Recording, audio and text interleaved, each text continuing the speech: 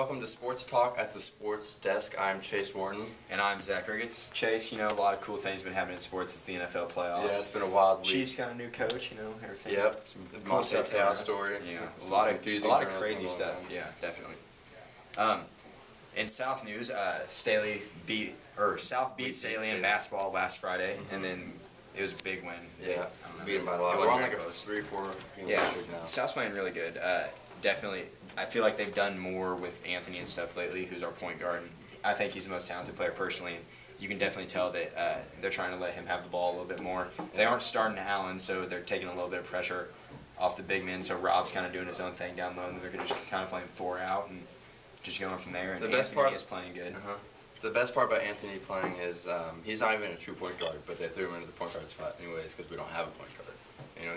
He's responded well and he's been playing well. And even though it's not his true position because he's a 2, I'm pretty sure. He's a 1. He's just a scoring 1. He's not the 1 for our type of offense, but he's doing good. They've adjusted a little bit towards his strengths, and he's adjusted a little bit for the team too. In other news, we won the first round of the North Kansas City tournament, and it was against Shawnee Mission something, I don't remember. And then they beat Central Wednesday 91-33. Almost 60 points. I almost put up 100 on the board.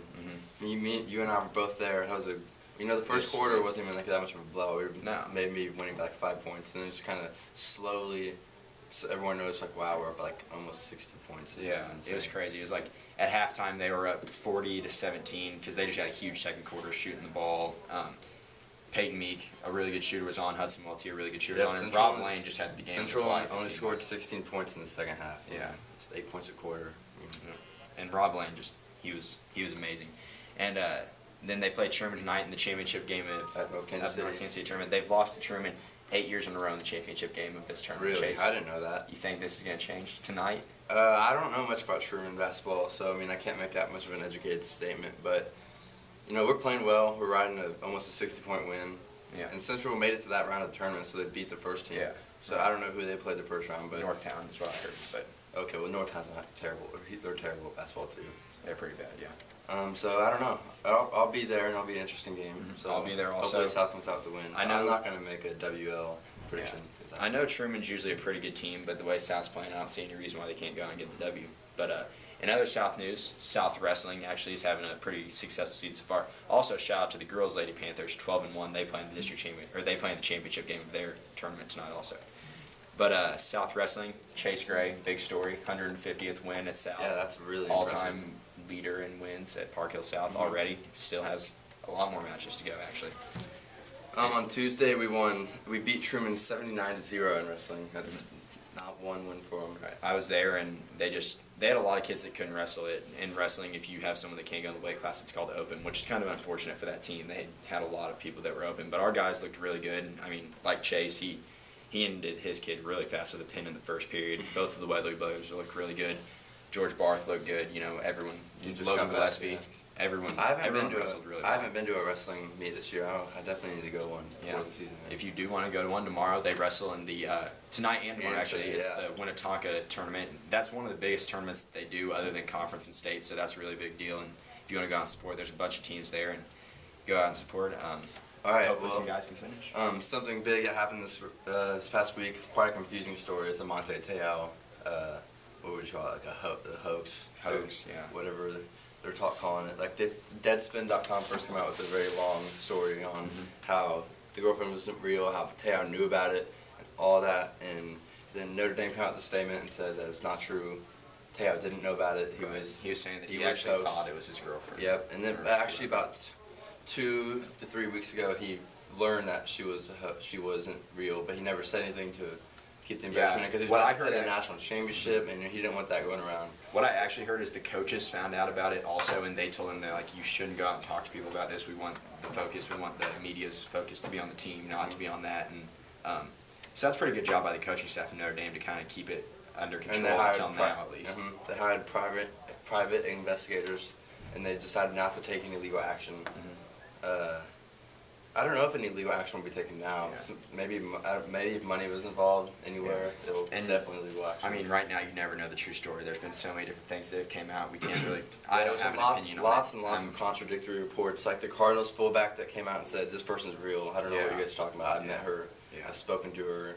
She's become a real good friend of mine. All that. It's weird. It's a weird story. We'll know probably the whole story here in the next like 3 weeks, hopefully. Hopefully. Yeah. And we'll know who's right, who's wrong, who was involved, who wasn't involved, who got embarrassed, who did not embarrassed, who's real, who's not. Right. All that. Maybe it'll end up Manti Te'o was never real. Okay. You're going out there on a limb now. Okay. We'll move on. NCAA basketball, Mizzou. Okay, that's kind of a... I'm not very happy No. with the Tigers. We lost at Ole Miss in a kind of embarrassing game by 13 points. They were beating us up pretty bad. I mean, Yeah. Ole Miss was 12-2 going into the game. They were unranked. Everyone expected I Mizzou didn't to see beat any of them. the game. I watched some of the game and I didn't like watching it. Pressy didn't play well. Our bigs didn't play well. We're the number 1 rebounding team in the country. Yeah, right. Almost 43 rebounds a game. Whenever I was watching, Ole Miss was just getting offensive rebound after offensive rebound. Like, even if they didn't score on their first chance, they always had chance for second chance opportunities. And Mizzou can't be doing that. Bowers was out, so obviously Oriaki was pretty much the only one getting boards most of the time. That just can't happen. You just can't let a team get second chance opportunities. It doesn't matter who it is; they're going to beat you. And Wednesday night, we beat Georgia 79-62. That was Georgia's pretty bad. They're like Georgia's 9-7 really now. bad, yeah. They're not even a good team. Yeah. So it's not very exciting. But Yeah. It's a win. It's an SEC win. We're now 2-1. We play tomorrow at Florida, number 10 Florida. That'd be toughie. We're probably gonna lose. Bowers is out. Definitely Bowers is out. I don't like Mizzou's chances in that one. Florida's a pretty good team. Yeah, it's gonna be pretty bad. We'll probably lose by like 20. Yeah. Maybe it is on national TV. Maybe that'll give them a little bit of a boost to play better. Yeah, but also it's at Florida. You gotta think about Yeah, that too. there's going to be a lot of people there. But a team that is doing well that's local, who Yep. we don't enjoy Top when 5 they do now. well, but No, you and I both. they're but studs. They won at Texas Tech on Wednesday, or not Wednesday, Saturday, 60-46. Yep. Dominated that game, and then they won at home versus Baylor, 61-44. Something I've been noticing about the scores of the Katy game, they've been holding their teams down like 40 that's what I was points just per about to say. game. Like, I'm looking at this right now. That's impressive. You don't usually see people do that, especially in the Big 12. The Big 12 is usually a conference that scores some points. Mhm. I know Kansas is averaging over like 60-something points a game, and when they're only giving up 40 with their talent, that's just unfair. Yeah, but again, they're also not scoring a lot. Yeah. They're not scoring up to 70, Well, 80 they're points slowing a down the game once they get up big. It's Yeah. probably what's happening. I haven't watched much of a full game here in a couple weeks about Kansas, but yeah, they're really good. They have McLemore and just everything about their team. They're an all-around team. Then they play tomorrow against Texas.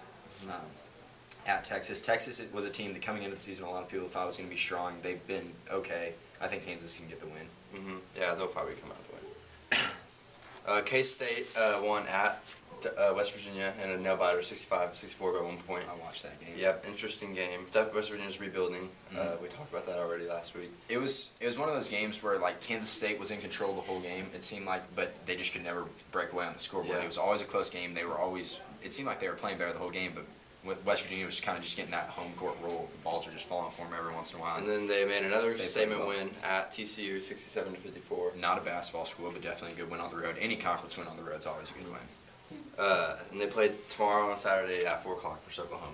Oklahoma's not very good. They're going to win that. I think Kansas State can get the win. They're coming back. And then some exciting NFL games this weekend. Really I've been exciting loving games. it. Loving it. Some good football games. Because I don't have a favorite team. So I'm just wanting to see some good football games. Yeah. And I've got exactly that this past weekend.